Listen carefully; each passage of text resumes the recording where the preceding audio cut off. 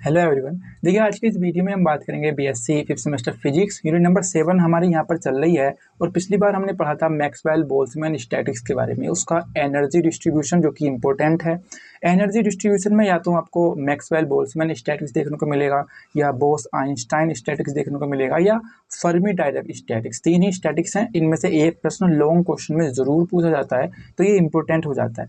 तो पिछली बार हमने देखा था मैक्सवेल बोल्ट्जमैन स्टैटिक्स का एनर्जी डिस्ट्रीब्यूशन जो कि इंपॉर्टेंट है।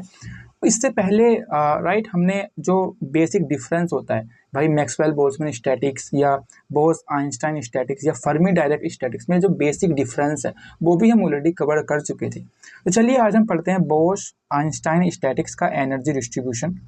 राइट, सबसे पहले हमको इसकी डेफिनेशन लिखनी होगी। तो मैंने आपको ऑलरेडी बताया हुआ है बोस आइंस्टाइन स्टैटिक्स होता क्या है। ये बेसिकली ऐसे पार्टिकल पर अप्लाइड होता है जो इनडिस्टिंग्विशेबल हो, जिनको आप अलग अलग ना कर पाओ। Right, indistinguishable and identical particle, जो एक समान पार्टिकल हो, having integral spin and does not obey Pauli exclusion principal. और ये पॉली का जो एक्सक्लूजन प्रिंसिपल है उसको भी फॉलो नहीं करते हैं।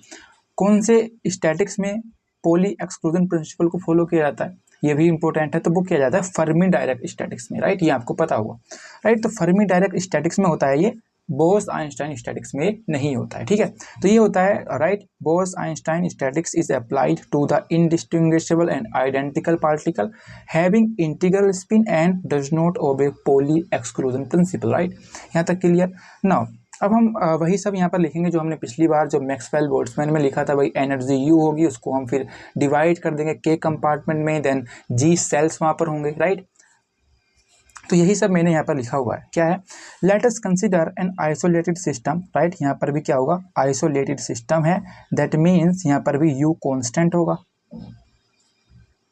यू क्या होगा, यहाँ पर भी कांस्टेंट होगा। ठीक है, of N bosons. N bosons देखिए ऐसे पार्टिकल जो बोस आइंस्टाइन स्टैटिक्स को फॉलो करते हैं उनको हम बोसोन्स कहते हैं। तो इसका सिंपली मतलब एन पार्टिकल भी आप कह सकते हो। ठीक है, ऑफ एन बोसोन्स या particle obey Bose Einstein statics with volume V. Let the system be divided into K compartment. या आप ये थोड़ा सा मैंने इस बार अलग लिखा हुआ है, आप सेम का सेम जैसा पिछली बार हमने लिखा था मैक्सवेल बोल्ट्जमैन स्टैटिक्स में, वैसा ही हम यहाँ पर भी आप लिख सकते हो। राइट, सेम है कि भाई यू जो होगा उसको हम डिवाइड करेंगे U1 U2 U3 में। राइट, फिर U1 U2 के बीच में जो सेल्स बनेंगे उनको हम कहेंगे G1, यहाँ पर G2 इसको हम कहेंगे। G1 G2 क्या होंगे, ये सेल्स होंगे। लेट्स से G1 में N1 नंबर ऑफ पार्टिकल या N1 नंबर ऑफ बोसोन्स वहाँ पर हैं। राइट, देन हमारा यहाँ पर G2 में N2 नंबर ऑफ बोसोन्स हैं। तो ये यही सब हमको यहाँ पर लिखना है, जो आप बिल्कुल जैसा मैंने पिछली बार लिखवाया हुआ है वैसा भी आप लिख सकते हैं, या थोड़ा सा अलग मैंने यहाँ पर लिखा हुआ है ऐसा भी आप लिख सकते हैं। Let us consider an isolated system of n bosons obey Bose-Einstein statics with volume B. Let the system be divided into k compartments such that n1, n2, nk are the number of particles या bosons with mean energy level U1, U2, UK in compartment 1 to 3k respectively. Let G1, G2, G3, Gk be the number of elementary cells in compartment respectively. तो ये right, ये सब मैंने हमारा already आपको बता चुका हूँ मैं। राइट, एक बार और अगर आप समझना चाहो तो देखिए यू हमारे यहाँ पर क्या है, ये आइसोलेटेड सिस्टम है। तो यू हमारे यहाँ पर एनर्जी रहेगी जो कि कांस्टेंट रहेगी। क्यों, क्योंकि ये आइसोलेटेड सिस्टम है, ना एनर्जी आएगी कहीं से और ना जाएगी, तो ये कांस्टेंट ही रहने वाली है। अब इसको हमने डिवाइड किया यू को U1 U2 U3 में। लेट्स से U1 और U2 में हमारे यहाँ पर ये सेल्स बनते हैं। इस सेल्स को हमने कहा G1, ये G2, इसी प्रकार से Gk सेल्स UK तक अगर हम यहाँ पर इसको लेकर जाएं तो लेट्स से G1 सेल्स में N1 पार्टिकल हैं, G2 सेल्स में N2 पार्टिकल हैं। तो यही सब मैंने हमारा यहाँ पर जो जैसा कि मैक्सवेल बोल्ट्जमैन स्टैटिक्स में मैंने समझाया था, ये सेम वहीं पर है। इसमें जो फॉर्मूला अप्लाई होगा थर्मोडायनामिक प्रोबेबिलिटी का, देखिए ये थर्मोडायनामिक प्रोबेबिलिटी मैंने आपको ऑलरेडी बता चुका हूँ। जहाँ पर माइक्रोस्टेट, नंबर ऑफ माइक्रोस्टेट सबसे ज़्यादा होती हैं, वहीं पर हमको यहाँ पर इसका एनर्जी डिस्ट्रीब्यूशन निकालना होता है। तो इसलिए हम यहाँ पर इसका यूज़ करते हैं। तो यहाँ पर जो W का जो फॉर्मूला होगा वो कुछ इस टाइप से होगा, और ये आपको याद करना पड़ेगा। ये जो फॉर्मूले होते हैं ये तीनों स्टैटिक्स के लिए ही अलग अलग होते हैं, तो ये आपको पता होने चाहिए। तो क्या होगा इस बार फॉर्मूला, ये होगा W is equal to N1 plus G1 minus 1 factorial upon N1 factorial into G1 minus 1 factorial. Right, ये फॉर्मूला देखिए बहुत ही आसान है। यहाँ पर ऊपर क्या है n1 प्लस जी1 माइनस 1, अगर नीचे क्या होगा यहाँ पर हम इसको यहाँ पर इस टाइप से कर देंगे, तो ये n1 फैक्टोरियल गुणा में आएगा, राइट। यहाँ पर ये प्लस है और यहाँ पर ये क्या हो जाएगा, ये गुणा में आ जाएगा, g1 माइनस 1 फैक्टोरियल। इसी टाइप से n2 plus g2 minus 1 n2 factorial and g2 minus 1 factorial. इसी टाइप से nk प्लस जी के माइनस 1 फैक्टोरियल nk फैक्टोरियल जी के माइनस 1 फैक्टोरियल। तो ये आसान राइट, फॉर्मूले आसान है लेकिन देखने में ऐसा लगता है कि क्या है, राइट। तो ये आपको याद करना है। देखिए यहाँ पर अगर आप देखोगे तो बीच में गुणा का निशान है, लेकिन अगर यहाँ पर प्लस का निशान होता तो हम समेशन यूज कर सकते थे, लेकिन यहाँ पर गुणा है तो हम यहाँ पर क्या यूज करेंगे, देखिए इसके लिए हम यूज करते हैं इस टाइप से, ये साइन होता है i is equal to 1 to k, और इसको हम लिख सकते हैं ni प्लस जी आई माइनस 1, राइट। ये ni जी आई प्लस माइनस 1 का फैक्टोरियल अपॉन ni फैक्टोरियल, हमारा यहाँ पर ये हो जाएगा जी आई माइनस 1 ये फैक्टोरियल, राइट। इस टाइप से हम यहाँ पर इसको लिख सकते हैं। यहाँ पर देखिए अगर आप ni के स्थान पर 1 रखोगे तो आपको ये टर्म मिल जाएगा, i के स्थान पर 2 रखोगे तो ये टर्म मिल जाएगा, k रखोगे तो ये टर्म मिल जाएगा। तो इसको हम इस टाइप से लिख सकते हैं। ये जो साइन होता है ये हम तब यूज करते हैं जब यहाँ पर ये गुणा हो, अगर यहाँ पर प्लस होता तो समेशन यूज करते, जैसे हमने मैक्सवेल वोल्ट्स में हमने समेशन का यूज किया था। तो ये हमारे पास आ जाएगा। अब देखिए n i प्लस जी आई, या जो एन आई और जी आई है, यहाँ पर मैं इस टाइप से लिखूंगा इनको, ये जो एन आई है और ये जो जी आई है ये बहुत ही लार्ज हैं, आर वेरी लार्ज। ये जो क्वांटिटीज हैं ये बहुत ही लार्ज हैं।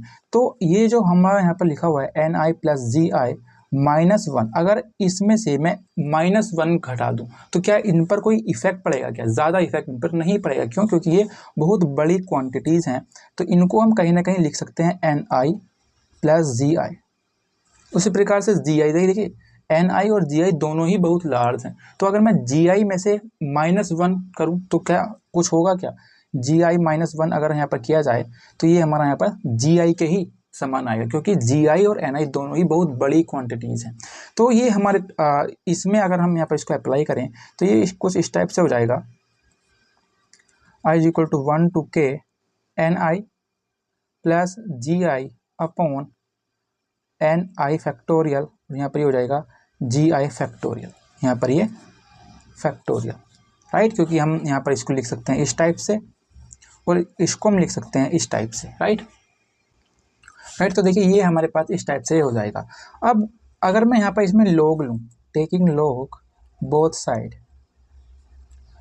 टेकिंग log बोथ साइड, तो ये हमारे पास हो जाएगा log w is equal to, देखिए ये जो साइन है अब्जा, अब log लेने के बाद ये समेशन में कन्वर्ट हो जाएगा। किस टाइप से?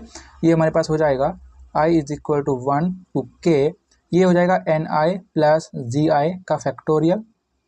अब देखिए ये भाग में है, राइट, बटे में है, तो इसको हम लिख सकते हैं माइनस log एन आई और ये माइनस log जी आई, इनका ये फैक्टोरियल, राइट। तो देखिए ये हमारे पास हो जाएगा log एन आई का फैक्टोरियल माइनस log जी आई का फैक्टोरियल। नाउ इसको हम लिख सकते हैं, देखिए किस टाइप से, अगर मैं यहाँ पर इसमें स्टर्लिंग फार्मूला का यूज़ करूँ, स्टर्लिंग फार्मूला आपको पता होगा, मैंने पिछली बार भी आपको बताया था। स्टर्लिंग फार्मूला क्या होता है? ये होता है log n factorial is equal to n log n minus n। Stirling formula हमने ये पिछली बार भी यूज़ किया था। अब देखिए यहाँ पर हम इसको कैसे लिख सकते हैं, यहाँ पर एक सेकंड, यहाँ पर log लगाना पड़ेगा हमको, log, राइट। तो log लेने के बाद ये हमारा यहाँ पर समेशन में बदल जाएगा, ये हो जाएगा log एन आई प्लस जी आई का factorial minus log N I और माइनस log जी आई, राइट। ये हमारे पास हो जाएगा। नाउ स्टर्लिंग फार्मूला का अगर हम यहाँ पर इसमें यूज़ करें तो देखिए ये भी हमारे पास क्या है, यहाँ पर भी हम स्टर्लिंग फार्मूला का यूज़ करेंगे, यहाँ पर भी होगा और यहाँ पर भी ये होगा। तो इसको हम कह सकते हैं log w is equal to summation I is equal to 1 to k। देखिए ये समेशन जो है ये पूरे के लिए है, ये हमारा यहाँ पर पूरे के लिए है। तो ये हो जाएगा एन आई प्लस जी आई, ये हमारे पास n का काम करेगा, और यहाँ पर ये हो जाएगा log एन आई प्लस जी आई माइनस एन आई प्लस जी आई, इस टाइप से हो जाएगा। उसी प्रकार log ni का हम यहाँ पर लिख सकते हैं। कैसे लिखेंगे, ये हमारे पास हो जाएगा ni log ni minus ni। अब चूंकि ये माइनस था और यहाँ पर भी माइनस, तो ये प्लस हो जाएगा, राइट। उसी टाइप से ये हो जाएगा। gi के लिए हम लिख सकते हैं gi log gi minus gi। अब यहाँ पर भी माइनस और यहाँ पर भी माइनस, तो ये माइनस माइनस प्लस हो जाएगा। तो यहाँ पर ये क्या हो जाएगा ni और gi। यहाँ पर ये ni और प्लस gi प्लस में है और यहाँ पर ni प्लस gi ये माइनस में है, राइट। ये माइनस में है और ये दोनों प्लस में है, तो इन दोनों से ये कैंसिल हो जाएगा, राइट। तो हमारे पास क्या बचेगा, देखिए हमारे पास बचेगा log w is equal to log w is equal to i is equal to 1 to k। यहाँ पर ये हो जाएगा ni plus gi log ni plus gi। यहाँ पर ये हो जाएगा माइनस, यहाँ पर ये क्या था, यहाँ पर ये हो जाएगा, राइट। ये हम यहाँ पर इतना लिख चुके हैं। यहाँ पर ये हो जाएगा minus ni log ni minus gi log gi, right. ये हो जाएगा minus ni log ni minus gi log gi, right. ये इस टाइप से हमारे पास हो जाएगा। नाउ इसको हम यहाँ पर लिख सकते हैं log w is equal to i is equal to 1 to k ni plus gi ni plus gi log ni plus gi। यहाँ पर ये हो जाएगा माइनस, अगर मैं यहाँ पर माइनस कॉमन ले लूँ तो ये हो जाएगा ni log ni plus gi log gi, right. इस टाइप से हमारे पास ये हो जाएगा, राइट। ये हमारे पास हो जाएगा। नाउ अगर मैं यहाँ पर इसको डिफ्रेंशिएट करता हूँ, differentiate on both side, differentiating on both side, तो ये हमारे पास हो जाएगा d log w is equal to summation i is equal to 1 to k। Let's say ये फर्स्ट फंक्शन और ये सेकंड फंक्शन, तो first function ni plus gi, second function तो इसका जब डिफ्रेंशिएशन होगा तो ये हो जाएगा 1 अपॉन ni प्लस gi, और फिर ni प्लस gi का जब हम करेंगे तो ni का हो जाएगा dni, और gi क्या होता है, ये कांस्टेंट होता है। ये मैंने पिछली बार में आपको बताया था। तो dni हमारा यहाँ पर ये हो जाएगा plus ni plus gi plus ni, एक सेकेंड, यहाँ पर ये हो जाएगा log, राइट। एक बार हमने यहाँ पर इसका किया, एक बार हम इसका करेंगे, तो ये हो जाएगा log ni प्लस gi और ये dni, और gi का फिर से हमारा यहाँ पर ये 0 हो जाएगा। उसी प्रकार से यहाँ पर ये हो जाएगा ni, first function ni, then log ni का हम करेंगे तो 1 अपॉन ni और dni, राइट। हमारे पास ये हो जाएगा इस टाइप से। उसी प्रकार plus log ni dni, right, dni। यहाँ पर अगर हम माइनस अंदर लेकर जाएं तो ये हो जाएगा gi 1 अपॉन gi।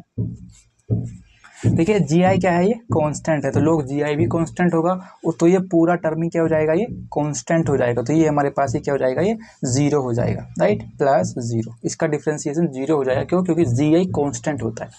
नाउ इसको हम कह सकते हैं d log w, राइट। इससे हमारे पास ये कैंसिल, ni से ni कैंसिल, तो हमारे पास बचेगा d log w is equal to i is equal to 1 to k। हमारे पास यहाँ पर हो जाएगा dni plus log ni plus gi dni minus dni minus, यहाँ पर ये माइनस अंदर जाएगा तो ये हो जाएगा log ni dni। नाउ इससे हमारे पास ये कैंसिल हो जाएगा, तो क्या बचेगा d log w is equal to i is equal to 1 to k log, देखिए ये हमारे पास क्या है, ये माइनस, ये प्लस में है और ये माइनस में है। log a minus log b का हमारा यहाँ पर कॉन्सेप्ट लगेगा। कैसा हो जाएगा, ये log a minus log b, that is log a upon b। ये हमारे पास हो जाएगा log ni plus ji I upon N I, और ये डी आई क्या है हमारा यहाँ पर, ये हमारे पास कॉमन हो जाएगा, राइट, दोनों में ही डी एन आई है। नाउ जैसे हमने पिछली बार किया था मैक्सवेल बोल्ट्जमैन में कि भाई मोस्ट प्रोबेबल स्टेट में क्या होता है, हमको मैक्सिमा निकालना पड़ता है, और मैक्सिमा के लिए क्या होगा, W को ज़ीरो होना पड़ेगा, क्यों, क्योंकि इसका जो डिफ्रेंसिएशन होता है W का वो ज़ीरो होता है, right. So for the maxima D W is zero, right. पिछले बार आप यहाँ पर लिख सकते हो डी डब्ल्यू इज जीरो। अब जब डी डब्ल्यू जीरो होगा तो क्या डी लॉग डब्ल्यू जीरो नहीं होगा क्या, बिल्कुल ये जीरो हो जाएगा। तो ये हमारे पास हो जाएगा इन थर्मोडायनामिक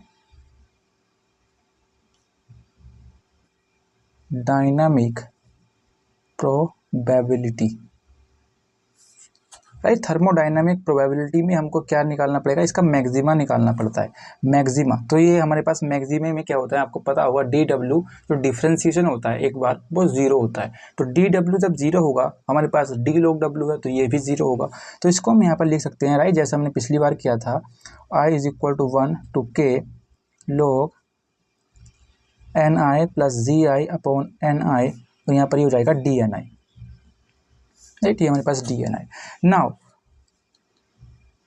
आपको शायद याद होगा, आपको पता होता है i is equal to 1 to k N I is equal to क्या होता है, ये होता है हमारे पास टोटल नंबर ऑफ पार्टिकल, और दैट इज कांस्टेंट, राइट। ये क्या होता है, ये कांस्टेंट होता है। इसका यूज हमने मैक्सवेल बोल्ट्जमैन में ऑलरेडी किया हुआ है। तो ये हमारे पास क्या होता है, कांस्टेंट होता है। तो अगर मैं इसको डिफ्रेंशिएट करूं तो क्या ये इस टाइप से नहीं हो जाएगा, आई is equal to 1 to k d N I is equal to 0, और अगर मैं इसमें अल्फा से गुणा कर दूं तो ये क्या इस टाइप से नहीं हो जाएगा, आई is equal to 1 to k alpha d N I is equal to 0। Let's say it's equation number 1, it's equation number 2। Now आपको पता होगा जो टोटल एनर्जी होती है यू क्या होता है, यू इज इक्वल टू हो जाएगा N1U1 N2U2, राइट। पिछली बार की तरह मैंने आपको बताया हुआ है NK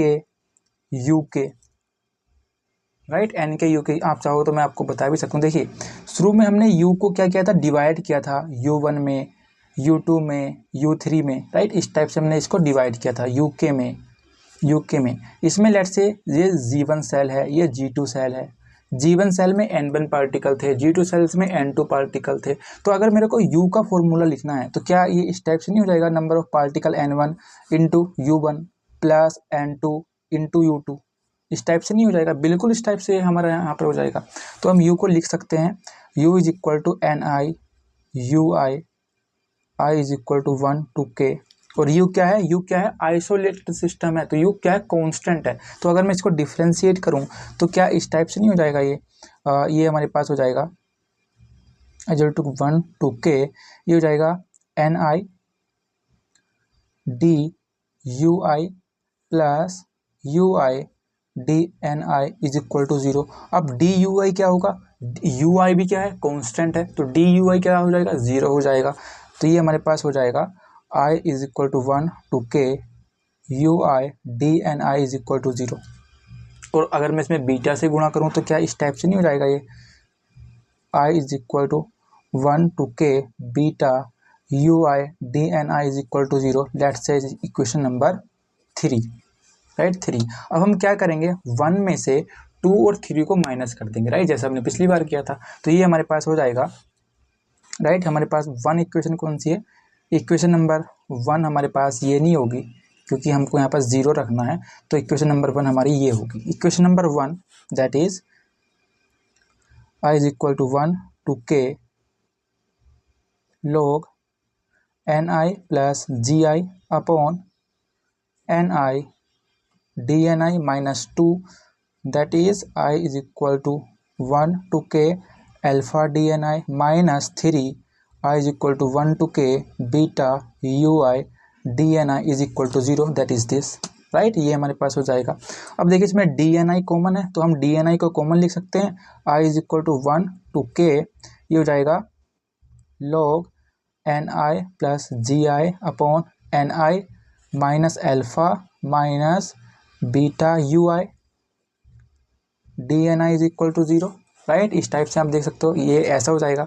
नाउ क्या ये जीरो नहीं हो जाएगा क्या? बिल्कुल ये जीरो हो जाएगा। तो हम इसको कह सकते हैं log N I plus ji I upon N I minus alpha minus alpha minus beta you I is equal to zero. या इसको हम लिख सकते हैं इज इक्वल टू, इस टाइप से हो जाएगा ये। अगर हम alpha minus beta you I को इधर लेकर जाएं तो ये एल्फा प्लस का और बीटा यू आई इस टाइप से हो जाएगा, राइट। हमारा यहाँ पर ये हो जाएगा। अगर मैं यहाँ पर इसको log को हटाऊँ, log को अगर मैं यहाँ पर हटाता हूँ तो ये n I plus ji I upon N i, ये ई की पावर में पहुँच जाएगा ई की power alpha plus beta you i. अब देखिए ये n I plus ji I upon N i है, राइट। ये किस टाइप से है यहाँ पर अगर मैं आपको बताऊँ तो ये है n I plus ji I upon N i. इसको हम लिख सकते हैं n i upon N I plus ji I upon N i, that is 1 plus ji I upon N i. इस 1 को अगर मैं इधर लेकर जाऊँ, इस 1 को यहाँ से अगर मैं इधर लेकर जाऊँ तो ये हमारे पास हो जाएगा g I upon N I is equal to e की power alpha plus beta you i -1, क्योंकि हमारे पास यहाँ पर ये प्लस में था तो ये हमारे पास क्या हो जाएगा -1, और यहाँ पर बचेगा जी आई अपॉन एन आई। यहाँ पर हम इसको कह सकते हैं एन आई अपॉन जी आई। अगर मैं इसको यहाँ पर इसको पलट देता हूँ तो ये हो जाएगा 1 अपॉन, राइट, ई की power alpha plus beta you i -1, या एन आई की वैल्यू आ जाएगी जी आई अपॉन ई की पावर, राइट, ये हमारे पास ई है, ई की power alpha plus beta you i -1, and that is the energy distribution of किसका है बोस आइंस्टाइन स्टैटिक्स का। तो that is the energy distribution of Bose Einstein statics, और ये आपको पता होना चाहिए। तो राइट, ये सेम था जैसे हमने मैक्सवेल बोल्ट्जमैन किया था। जो डिफरेंस आपको यहाँ पर देखना है वो जो थर्मोडाइनमिक प्रोबेबिलिटी का फॉर्मूला है यहाँ पर आएगा, और यहाँ पर चूंकि ये गुणा में था तो यहाँ पर जो हम समेशन का यूज इसमें नहीं करेंगे, राइट। इसमें जो साइन यूज होता है वो होता है इस टाइप से।